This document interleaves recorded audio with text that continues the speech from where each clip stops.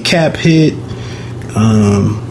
Once again, this is one of those situations where one man's trash is another man's treasure.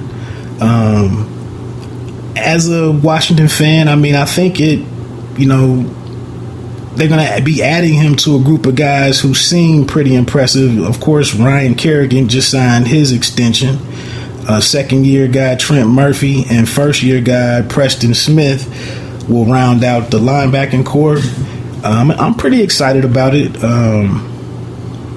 We don't know what the league suspension could be. He could miss some time, to start out at some portion of the season. So maybe he's not, he's not a factor for 16 games. But, once the guy gets it rolling, of course, it's going to improve the defense and possibly get us up into that 15, maybe even a top 10 defense, which my nephew here is a fan of the NFC East rival Philadelphia Eagles. So with that Chip Kelly offense, it'll be great to have another body out there to stand up to that. Also with DeMarco Murray coming over.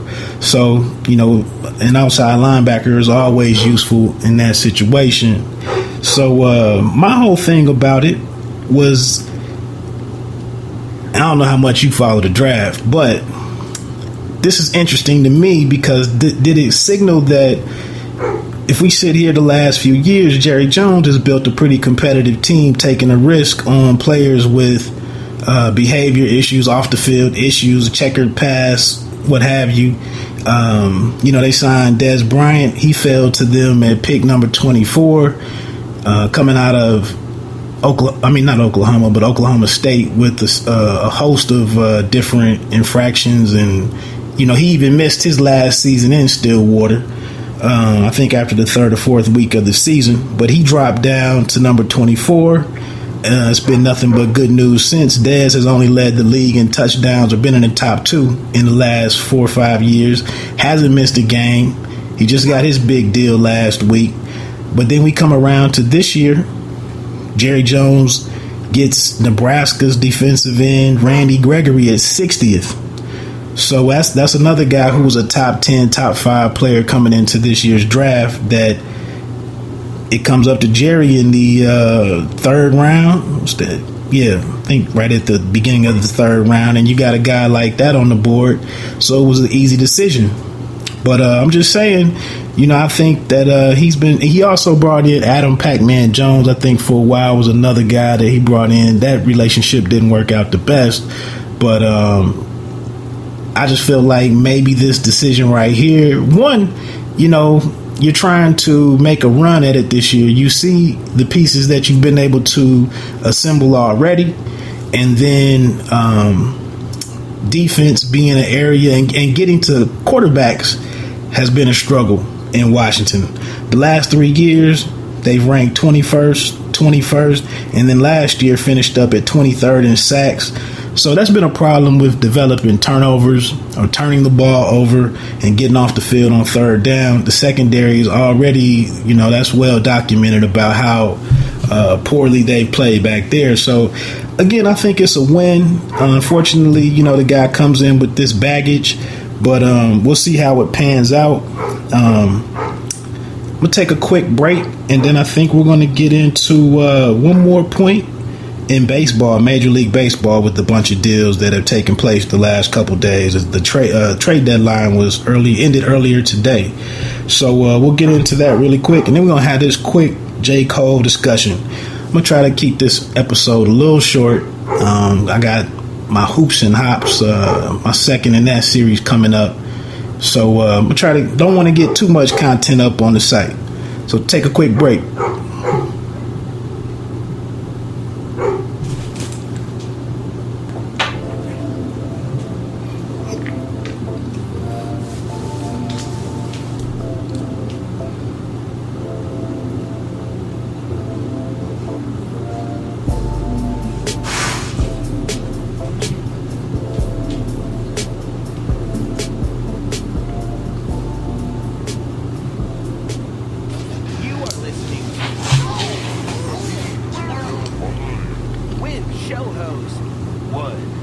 We're back.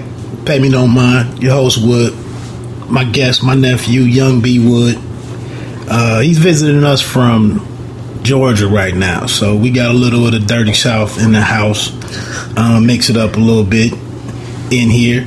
Before I get into this J. Cole discussion, one last sports note that I just want to throw out. Maybe you can talk to me on Twitter at @E_pluribus_Wood, WOOD. It's kind of odd. We saw in basketball that the Detroit Pistons' Greg Monroe, who for 3 or 4 months was talked about or rumored to be headed towards the New York Knicks with Phil Jackson to be their big man, he ultimately decided to go to a smaller market in the middle of the country, in the heartland, with the harsh winters. But he opted to go to be a Milwaukee Buck, turning down the big city, the Big Apple, and NYC. He was a former Georgetown guy, so he would have been going back to the East Coast. But he did that on the basketball side of things. But today, or in the last couple of days, in the world of baseball, a lot of smaller market teams have been able to pull off some major coups, in my opinion, and possibly sway the ultimate World Series champion.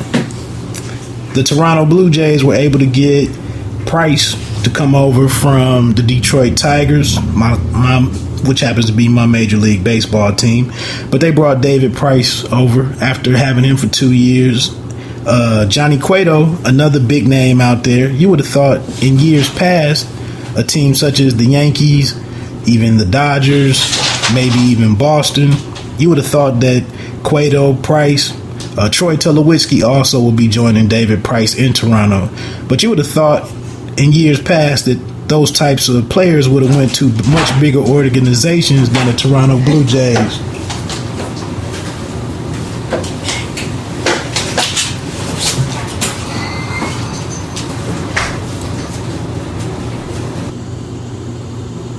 All right, that should be the last interruption for the night. Again, I'm going to be true to the name tonight, One Take Podcast. I got one take to get this in. It's a Friday night.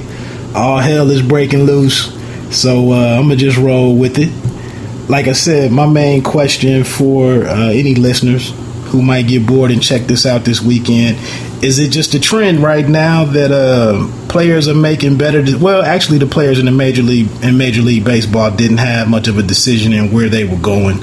These guys are just going to be rental players to help the leaders, the front runners right now. It's just going to bolster their rosters as they go into the postseasons. Toronto is actually 7 games out from the Yankees. They have a better shot at the wild card, but I heard earlier today that Tim Kurkjian is picking them to make the playoffs. And, with adding a bat like Tulowitzki, an ace like David Price, you're now, you're equipped to have you a game 1 starter.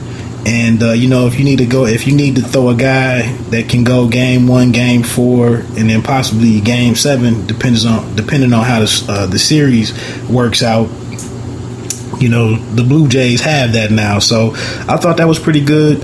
Kansas City Royals are already in the driver's seat in their division, and have probably went from a contender for the AL pennant to probably being a World Series favorite on that side of the bracket. So that's what my discussion was. If you have any comments, feel free to hit me up on Twitter. So getting into the meat of this show, that was really a sports show, or really a entertainment show, hidden underneath some sports stuff, but there was a lot of stuff going on today. So we're going to get into this J. Cole discussion. I'm going to let my nephew weigh in heavily right here. He is a huge J. Cole fan, and I like J. Cole too. I'll be honest, just turning 40 earlier July, I don't buy a lot of new people. And, it really just came up to me, or I realized it just in one of my talks to myself on my drive to work, is that as an older hip hop fan, you know, it takes a lot to listen to a kid that's 19, 18, you know, maybe even 17 to 22 that's putting out that first project. And it's a young kid that doesn't have the experience and wisdom and the knowledge that I've accumulated in my lifetime. So unless he's just saying something really great, I may not be the fan that goes and purchases an album, but I might purchase singles. And that's kind of what my music buying has devolved into the last couple, or evolved into the last couple years. I got bills. I got to pay my One Take podcast dues.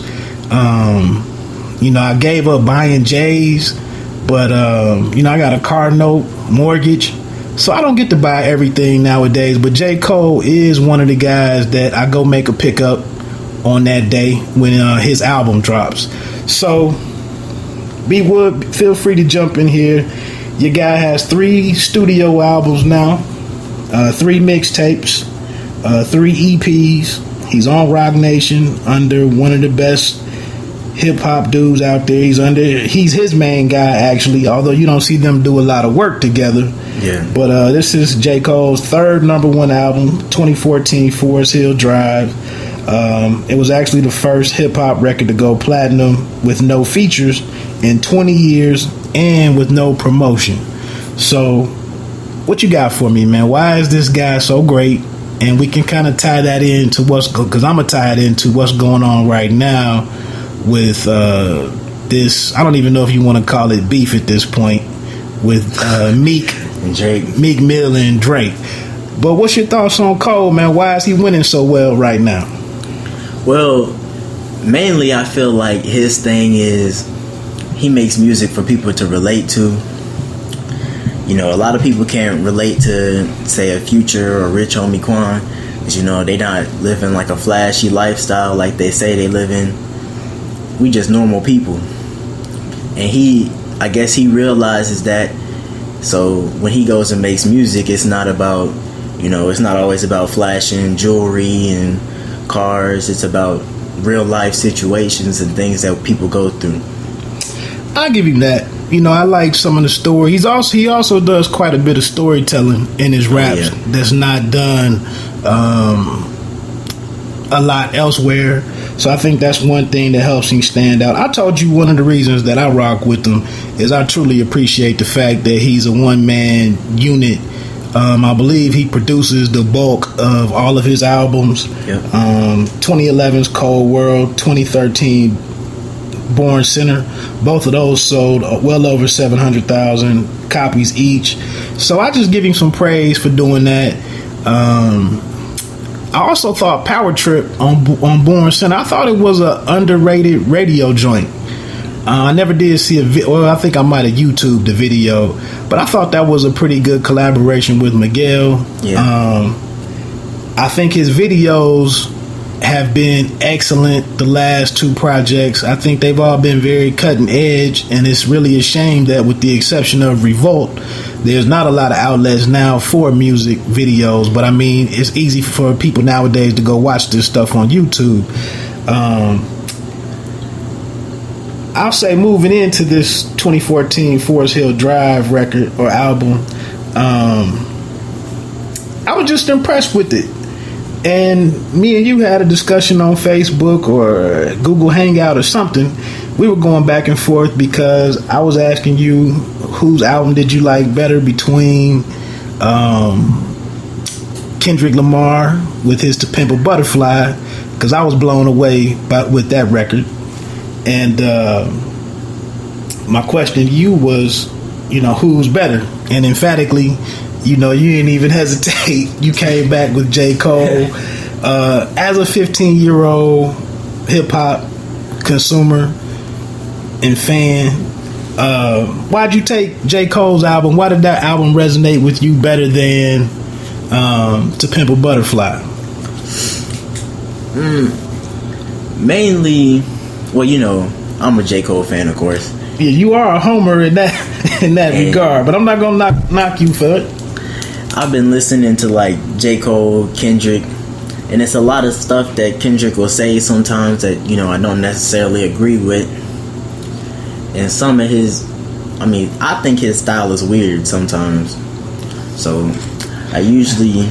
I'll listen